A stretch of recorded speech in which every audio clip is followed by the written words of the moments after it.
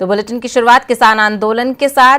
किसान आंदोलन की तहरीक तेज होती नजर आ रही है। भारतीय किसान यूनियन के लीडर राकेश टिकैत आज हरियाणा के जिंद में महापंचायत के लिए रवाना हो चुके हैं। राकेश टिकैत का कहना है कि ज़राई कवानीन को लेकर जब तक हुकूमत हमारे मुतालबात को पूरा नहीं करती है तब तक मुल्क भर में ऐसी पंचायतों का इनेकाद जारी रहेगा और लोगों को किसान आंदोलन से जोड़ा जाएगा।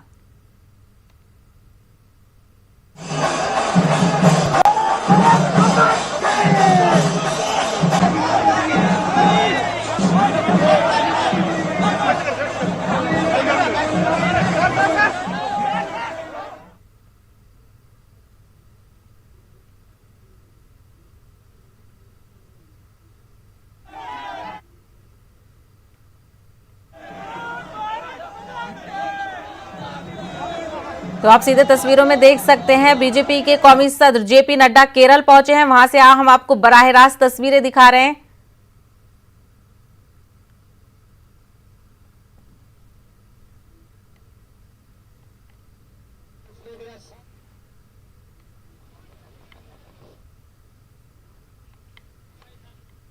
तो ये आप तस्वीरों में देख सकते हैं जेपी नड्डा केरल पहुंचे हैं, वो केरल के दौरे पर है। चलिए तो बात करेंगे किसान आंदोलन की। जो तहरीक है वो तेज होती नजर आ रही है। आपको बता दें भारतीय किसान यूनियन के लीडर राकेश टिकैत आज हरियाणा के जिंद में महापंचायत कर रहे हैं। राकेश टिकैत का कहना है कि ज़राई कवानीन को लेकर जब तक हुकूमत हमारे मुतालबात को पूरा नहीं करती है तब तक मुल्क भर में ऐसी पंचायतों का इनेकाद किया जाता रहेगा और किसान आंदोलन से लोगों को जोड़ा जाता रहेगा। क्या हो रहा है क्या होगा वो रख नहीं पाएंगे। आप अनुशासन से बैठे, अनुशासन बनाए। आप पिछले 69 दिन से हम दिल्ली में बैठे हुए हैं। दिल्ली में 1 डिग्री तक टेम्परेचर नीचे गया। दिल्ली में 5 दिन बारिश हुई, दिल्ली में ओले पड़े, लेकिन 1 लाख किसान दिल्ली में निरंतर 69 दिन से बैठा हुआ है। वो आपकी लड़ाई लड़ रहा है, वो आपके लिए लड़ रहा है, वो हमारे बच्चों के भविष्य के लिए लड़ रहा है। अगर हम इतना अनुशासन नहीं रख सकते, ये क्या लड़ाई लड़ेंगे? ये हमारे बच्चे इतने अनुशासित नहीं है। सारे मंच के सामने ये भौंडा प्रदर्शन कर रहे हैं, क्या सबक देंगे हम दिल्ली में?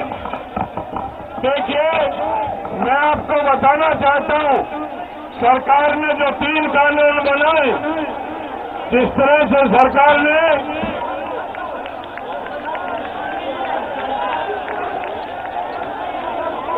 तो आप सीधे तौर पर तस्वीरों में देख सकते हैं राकेश टिकैत को। 3 कानूनों के माध्यम से पूंजीपति को, पूंजीवाद को बढ़ाने का प्रयास किया। ये तीनों कानून आपके लिए लाने, ये तीनों कानून अंबानी अडानी जैसे।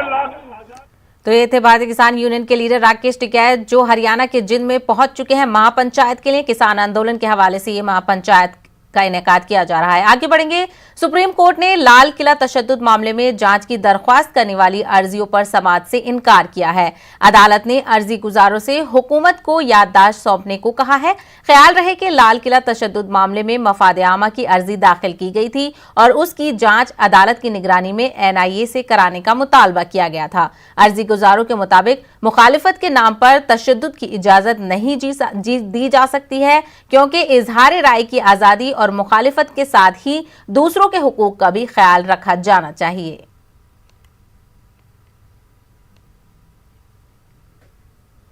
दूसरी तरफ लाल किले तशद्दुद मामले में दिल्ली पुलिस दीप सिद्धू, जिगराज सिंह और गुरजोत सिंह समेत दीगर की तलाश में है। पुलिस ने दीप सिद्धू और दीगर की जानकारी देने वालों के लिए इनाम का ऐलान किया है। पुलिस के मुताबिक जानकारी देने वालों का नाम जाहिर नहीं किया जाएगा। दीप सिद्धू, जिगराज सिंह और गुरजंत सिंह के बारे में जानकारी देने वालों को 1-1 लाख रुपए, जबकि बोटा सिंह, सुखदेव सिंह, इकबाल और जजबीर सिंह की जानकारी देने वालों को 50-50 हजार रुपए का इनाम दिया जाएगा।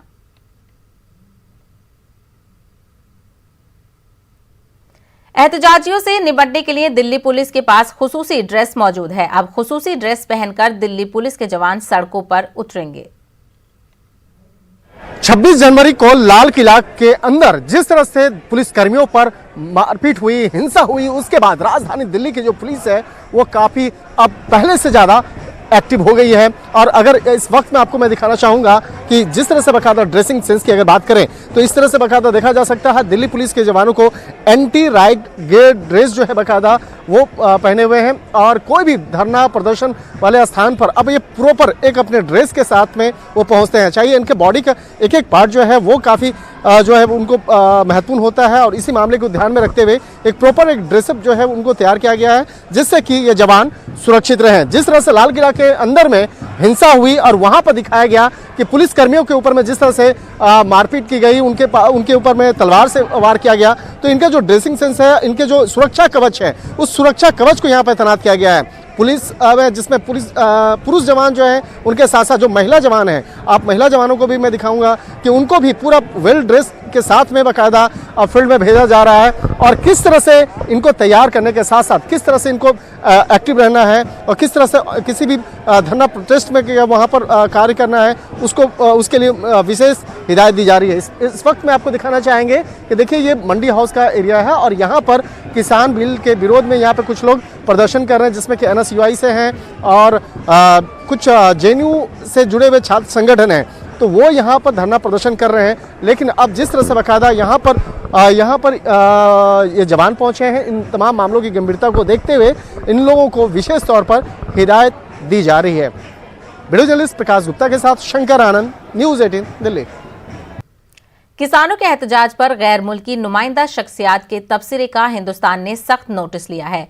वजारत खारजा ने इस सिलसिले में एक बयान जारी किया है और उनके तबसरे को नामुनासिब और गलत ठहराया है। वजारत के मुताबिक बाज मफाद परस्त ग्रुप इस मामले पर अपना एजेंडा थोपना चाहते हैं जिसे जिम्मेदाराना नहीं कहा जा सकता।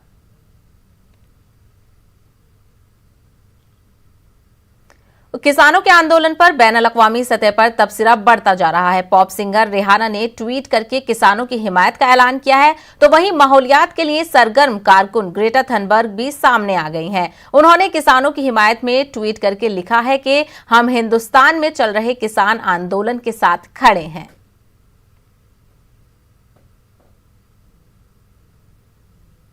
वहीं इसी जिम्न में मनोज तिवारी ने कहा है कि उन्होंने रेहाना को कुछ फोटोज भेजे हैं ताकि किसानों के एहतजाज की सही नौयत का उन्हें पता चले। ने किसानों के समर्थन में ट्वीट किया है। आपने भी एक अमेरिकन पॉप गायिका है, उनसे पूछा है, अब वो कहाँ है? उन्होंने जो रेहाना जो सिंगर हैं, I am admirer of Rihanna as a singer, लेकिन उन्होंने जब मैं देखा कि उन्होंने बात की, इस पे बात क्यों नहीं हो रही है, तो हमने उनको कहा कि हम बात करना चाहते हैं, आप कहाँ हो? हम तो we are ready to talk on this issue and we want to talk very respectfully. तो मैंने रेहाना को ट्वीट किया कि आप बताओ कैसे बात करनी है और कुछ हमने तस्वीरें उनको भेज दी। उन तस्वीरों को देख करके निश्चित रूप से रेहाना या उनकी टीम को ये पता चलेगा कि क्या हुआ है और मैं समझता हूं कि हम उस पे बहुत बेसब्री से बात करना चाहते हैं। So I am also searching for Rehana, please come and we should talk.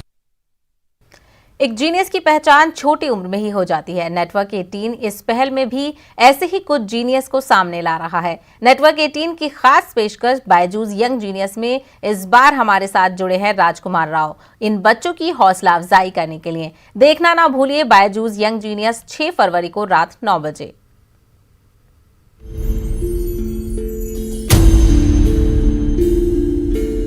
ये है यंग जीनियस। जब ये थिरकती है तो दुनिया उसके तिलिस्म में बंध जाती है। ये है यंग जीनियस जिसे ओडिशी डांस की वंडर किड का नाम मिला है। जो इंडिया इंटरनेशनल डांस फेस्टिवल के मंच पर उतरी तो लोग हैरान रह गए।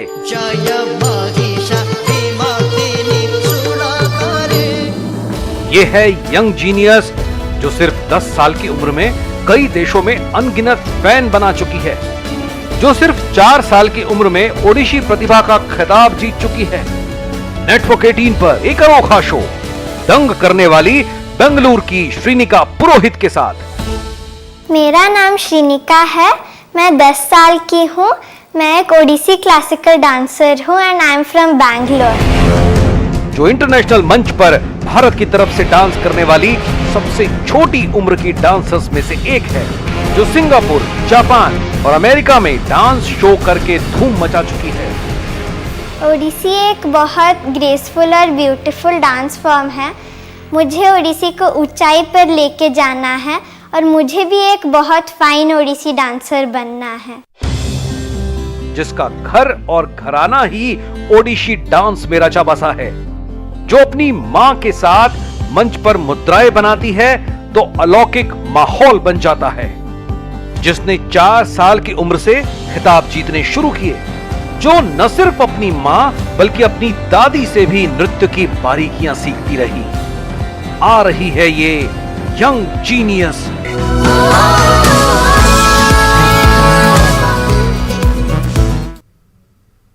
ब्रेक के बाद आपका खैर मकदम है।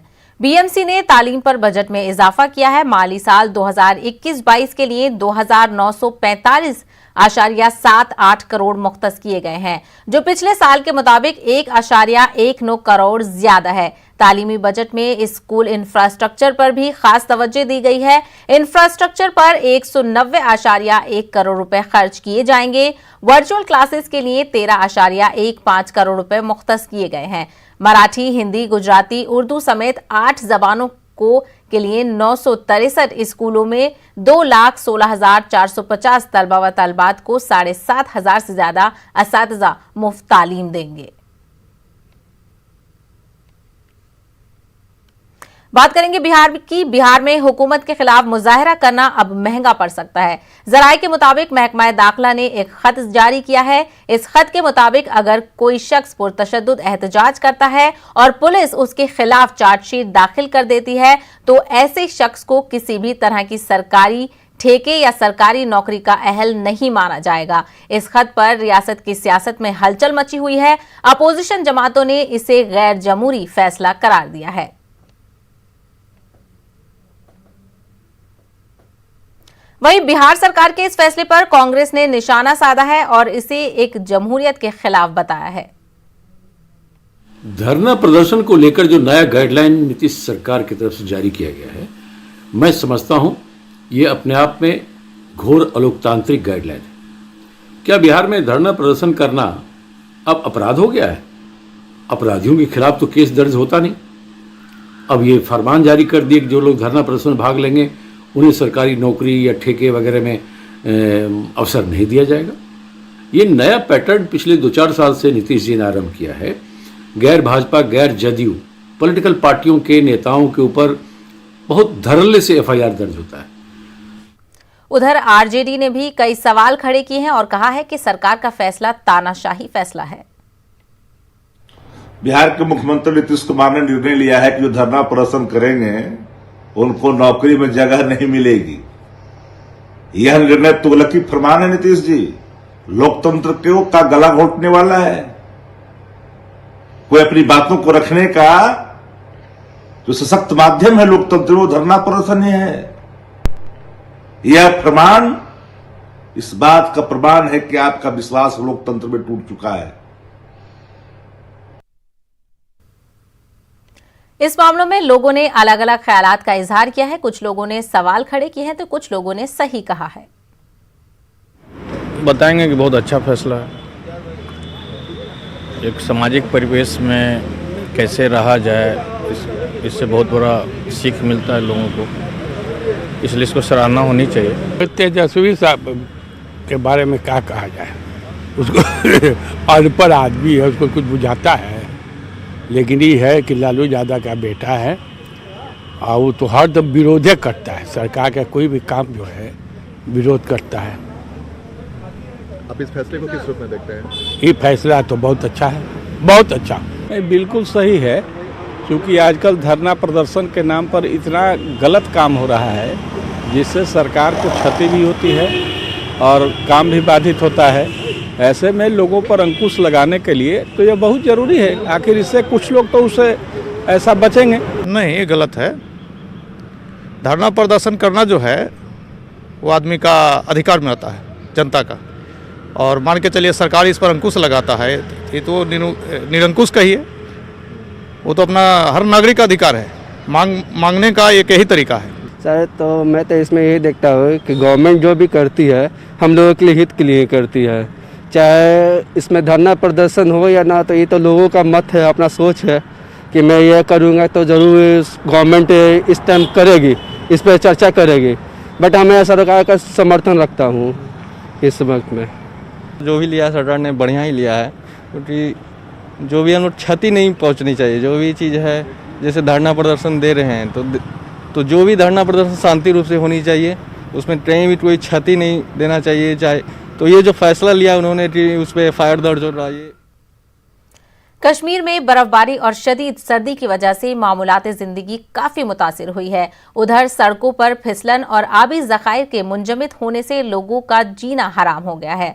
फिसलन की वजह से कुछ ऐसे मनाजिर देखने को मिल रहे हैं जिनसे हंसी तो आती है, मगर वो खतरनाक साबित हो सकते हैं। पेश है गुलमर्ग से हमारे नुमाइंदे मुनीर हुसैन हुर्रा की ये खास रिपोर्ट।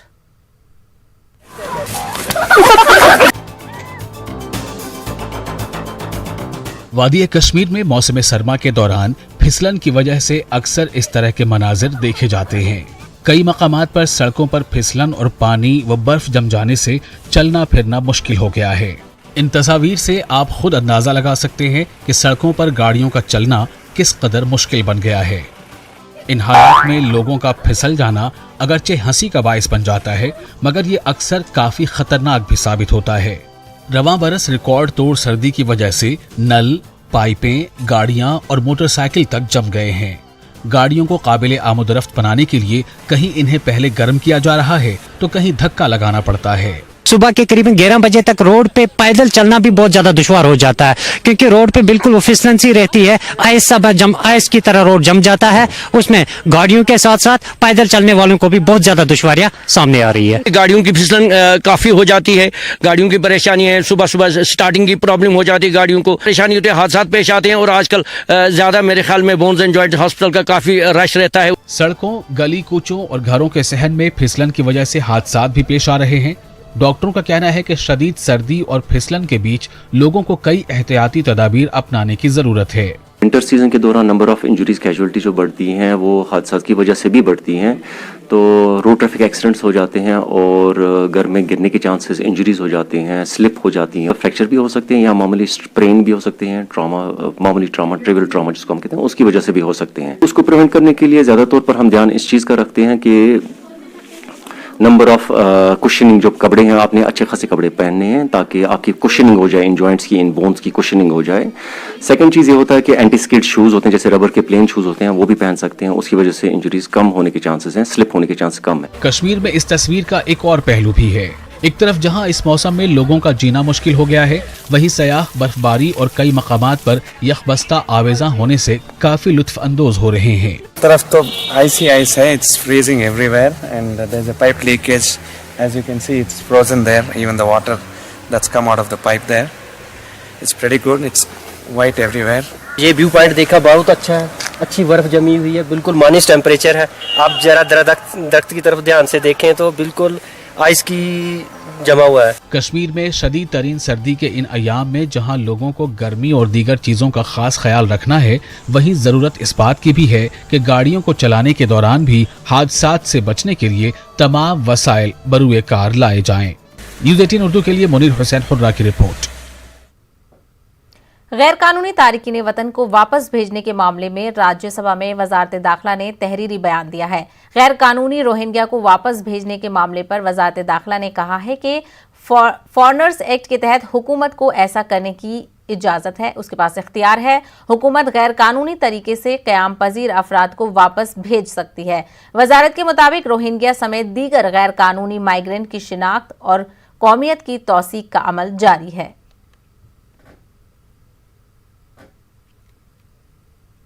आसाम के वजीर हेमंत बिस्वा शर्मा का कहना है कि एनआरसी में हुई बेकायदगी और फिर से तौसीक की जरूरत पर तफसीली हलफनामा अदालत में दाखिल कर दिया गया है। एनआरसी कोऑर्डिनेटर ने यह हलफनामा दाखिल किया है। हेमंत बिस्वा ने मजीद कहा है कि ये मामला आसाम हुकूमत और अदलिया का है।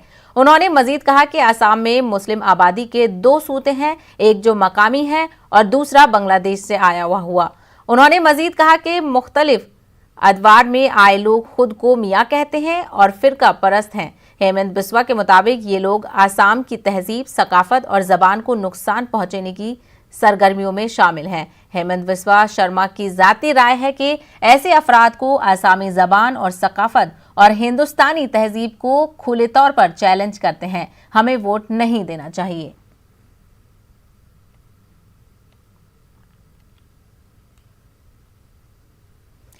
भोपाल में मुतनाज़ा जमीन पर जिला इंतजामिया के जरिए 17 जनवरी को शहर के 3 थानों में कर्फ्यू और 8 थानों में दफा 144 का निफाज करके एक फरीक को तामीर की इजाजत देने के मामले को लेकर भोपाल एमएलए आरिफ मसूद ने असेंबली में सवाल उठाने की तैयारी की है। भोपाल में शहर काजी की सदारत में मुनक्किदा मीटिंग में वक्फ इमलाक पर बढ़ते नाजायज कब्जा और जिला इंतजामिया के तरीक़ेकार पर समाजी तंजीमों ने अपने सख्त रद्द-ए-अमल का इजहार किया। मीटिंग में शहर काजी की क़यादत में सभी समाजी तंजीमों ने वक्फ इमलाक को लेकर तहरीक चलाने की जहां रजामंदी दी, तो वहीं भोपाल एमएलए आरिफ मसूद के जरिए असेंबली की दहलीज तक मामला ले जाने की पैरवी की गई। वाज़ेह रहे कि 22 फरवरी से मध्य प्रदेश असेंबली का बजट इजलास का आगाज होगा। वहीं मुतनाज़ा जमीन पर वक्फ ट्रिब्यूनल ने समाअत के बाद अपना फैसला महफूज रख लिया है, जबकि जिसे जबलपुर हाई कोर्ट में 12 फरवरी को जिस पर समाअत होगी।